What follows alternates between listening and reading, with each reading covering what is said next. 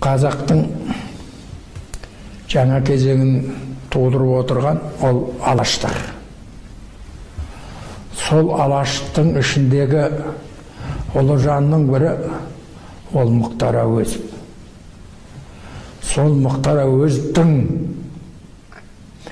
ең шәкірті және ғылыми бауыры Қайым Мұхамедқанов. Қайым Мұхамедқанов абай тануда да, сонымен бірге алаш арыстарында бірінші адам ол Қайым Мұхамедқанов. Өйткені абайдың өмірін, оның шығармашылық ғұмырын, оның соңынан ерген шәкірттері, абай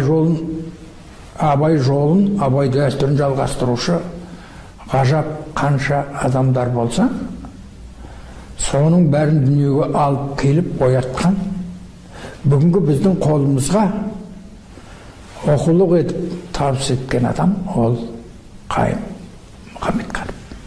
Ал оған жолды ашып берген және бірінші сол жолды зерттеуді тікелей тапсырған, өзі жетекші еткен ол Мұхтар Әуезов. Осымен байланысты біреу үшін қазір Қайым Мұхамедқановтың 9 томы бар қазір шыққан. Ал ол 4 кітап және жеке бір кітап барып шыққан еді. Онымен бірге Қайым Мұхамедқанов осы өңірдің үлкен тарихшысы. Ол Шоқан Уәлихановтың білетін аса озық зерттеуші ғалым адам.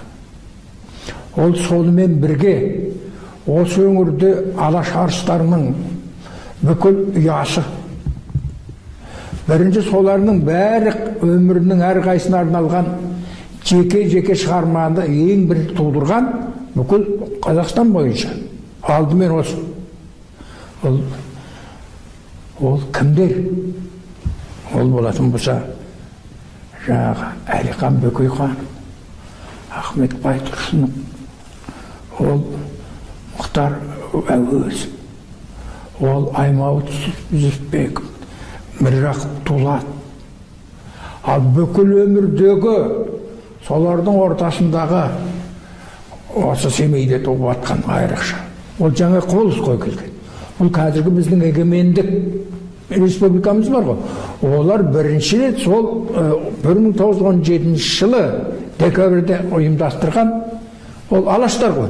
Сол алаштарды тудырған, дүниеге алып келіп, бірінші әрқайсысына арнаған очерк дайындаған адам Қайым Мұхамедқанов. Ол абай шәкірттері туралы диссертация қорғау барында сол абайдың жолында керек болатын болсан, түрмеге жабылған адам кім? Қайым Мұхамедқанов. Енді қайта келіп, түрмеден келгеннен кейін қайра қорғап дүниеге келтірген қайтадан кім? Қайым Мұхамедқанов. Осы Семейдегі алыстан жақындан адам келсе, есті адам болса, ешкімді іздеп келмейді, сені обкомға жүрген ешкім іздемейді. Қайымды іздеп келеді. Өйткені бүкіл дүниені білетін адам сол еді. Біз бүкіл Қайым Мұхамедқанов бүкіл Семейдің өмірін, осындағы әрбір адамдардың бүкіл тарихтың өнерін, театрдың өнері осының бәрін түгел зерттеп, жазып, қағазға түсіріп, көзімізге көрсетіп үйреткен адам ол Қайым Мұхамедқанов. Мысалы, Еңлік театр туралы айтады. Жоқ, оның бәрі Қайым Мұхамедқановтан басталатын демейді. Сондықтан оның еңбегі айрықша, ерекше. Мен де Каспийді бітіргем. Онда да ғалым, керемет адамдардан сабақ берді бізге, академиктер. Бірақ мен Семейге қайымға келдім 69 жылы. Сонан бастап біз Алаш Арыс дегенді білмейтінбіз, ешкім айтпайды. Ал қайымның үйінде отырған уақытта түп-түгел бізге айтып береді. Сөйте келіп ертең Алаштар қайсы асылған уақытта сол бәрі мақаласы дүниеге келді. Енді ол дүниелік болды. Оның бір жағында ең үлкен ұлы шаңырақ Абай шаңырағы, яғни Абай музейі ғой. Сол Абайдың негізін қаланған музейін жасаған. Ол Қайым Мұхаммед.